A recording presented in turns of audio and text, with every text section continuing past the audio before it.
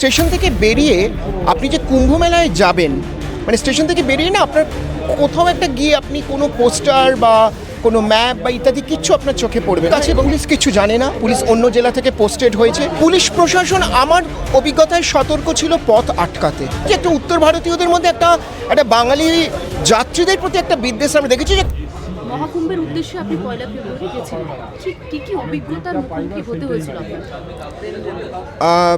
আমরা পয়লা ফেব্রুয়ারি বিভূতি এক্সপ্রেসে রওনা দিই। 2 তারিখে আমরা মানে প্রয়াগরাজ রামবাগ স্টেশনে নামি। স্টেশনে নেমেই প্রথম যে ধাক্কাটা লাগলো যে সেটা হচ্ছে আপনি স্টেশনে নেমে স্টেশনে এক মুহূর্ত দাঁড়াতে পারবেন না।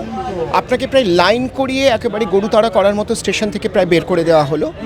এবং স্টেশন থেকে বেরিয়ে আপনি যে কুম্ভ মেলায় যাবেন, মানে স্টেশন থেকে বেরিয়ে না আপনার কোথাও একটা গিয়ে আপনি কোনো পোস্টার বা কোনো ম্যাপ বা ইত্যাদি কিচ্ছু আপনার চোখে পড়বে না। এবং তাহলে আপনি যাবেনটা কীভাবে?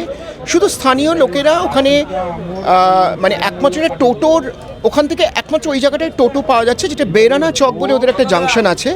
সে বেরানা চকে ধরুন 2.5 কিলোমিটার মতো, সেখানে গিয়ে তারপরে ওখান থেকে কমপ্লিটলি আপনাকে কুম্ভ মেলাটা হেঁটে যেতে হবে পুরোটা। এবং এই হাঁটাটা একটা মনে হলো মানে একটা অনির্দিষ্টকালের জন্য, মানে আমরা সেদিন 5.5 পৌনে 6 ঘন্টা মানে হেঁটে তারপরে আমরা আমাদের আশ্রমের শিবিরটাকে খুঁজে পেয়েছিলাম। এবং পথে আমরা পুলিশের কাছ থেকে কোনো সাহায্য পাইনি, কারণ পুলিশের কাছে পুলিশ কিছু জানে না। পুলিশ অন্য জেলা থেকে পোস্টেড হয়েছে। এলাহাবাদ শহরের কোনো জায়গা তারা চেনে না, তারা কিচ্ছু বলতে পারলো না। পুরো পথটায় আমরা খুব সেখানকার রাজ্য সরকার তরফ থেকে বলা হচ্ছে পুলিশ প্রশাসন সতর্ক ছিল। পুলিশ প্রশাসন আমার অভিজ্ঞতায় সতর্ক ছিল পথ আটকাতে। আমি যে 8টা দিন ওখানে ছিলাম, সে 8টা দিন আমি শুধু এটাই দেখেছি যে পুলিশকে কিছু জিজ্ঞেস করতে গেলে পুলিশ কিছু বলতে পারছে না, কিন্তু যখন প্রয়োজন হচ্ছে পুলিশ আপনার পথটা আটকে দিচ্ছে। তাহলে ওখানকার যে রাজ্য সরকার তারা হয়তো তাহলে সেই নির্দেশ দিয়েছিল, সেটাতে ওরা তৎপর ছিল, সেটাতে ওরা তৎপর ছিল, মানে পথ আটকাতে ওরা তৎপর ছিল। এইটা অন্তত আমি আপনাকে বলতে পারবো আর কি। কত মাইল মোটামুটি হাঁটতে হচ্ছে? এবার আপনি যে জিজ্ঞেস করলেন এটা খুব ইন্টারেস্টিং যে আমি কত মাইল হেঁটেছি আমার নিজের ধারণা নেই, কারণ 5.5-6 ঘন্টা কত মাইল হতে পারে। আমার নিজের ধারণা ওটা মোটামুটি 8 কিলোমিটারের বেশি আমরা হেঁটেছিলাম। খাওয়া দাওয়ার কি ব্যবস্থা ছিল সেখানে? কুম্ভ মেলার ভেতরে আমরা যে আশ্রমে ছিলাম, সে আশ্রমে আমাদের খুব ভালো খাবার দাবার ব্যবস্থা ছিল, অত্যন্ত সাধারণ, কিন্তু 3 বেলার খাওয়া দাওয়ার ব্যবস্থা ছিল। কিন্তু আমরা তো আশ্রমে সারাদিন থাকতাম না, আমরা কুম্ভ মেলায় বেড়াতাম।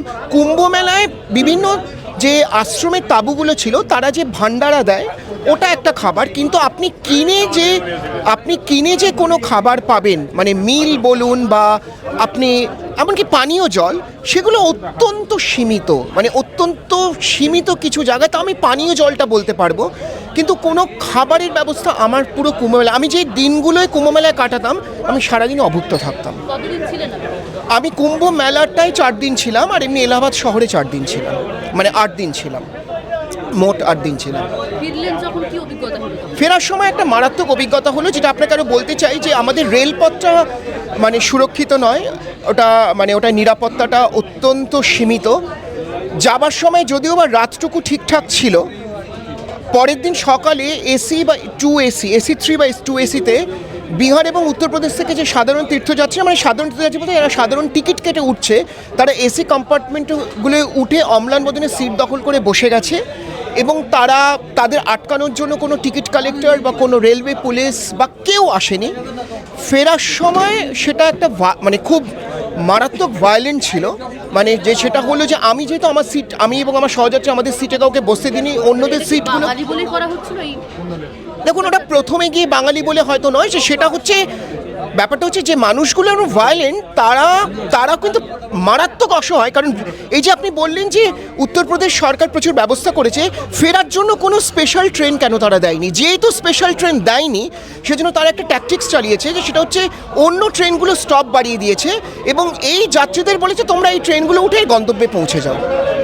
তাহলে আপনি চিন্তা করেন যে একটা ট্রেনে যেখানে কয়েক হাজার লোকের ব্যবস্থা, সেখানে কয়েক লক্ষ লোক উঠে পড়লে ঠিক যে অবস্থাটা তৈরি হয়। হ্যাঁ, এবং এটা বলতে পারি যে একটা উত্তর ভারতীয়দের মধ্যে একটা বাঙালি যাত্রীদের প্রতি একটা বিদ্বেষ আমরা দেখেছি। যেহেতু আমরা ওদের প্রশ্ন করেছি যে ওদের ভ্যালিড টিকিট আছে কি না, ওরা কেন এখানে উঠেছে, প্রশ্নগুলো যেহেতু ওদের করা হয়েছে, সেজন্য ওরা প্রচণ্ড রেগে গিয়েছিল এবং আমাকে এবং আমার সহযাত্রী এবং আরও দুজনকে ওরা একদম দানাপুর স্টেশনে নামিয়ে রীতিমতো মারবে এই হুমকিটা আমাদের দিয়েছিল।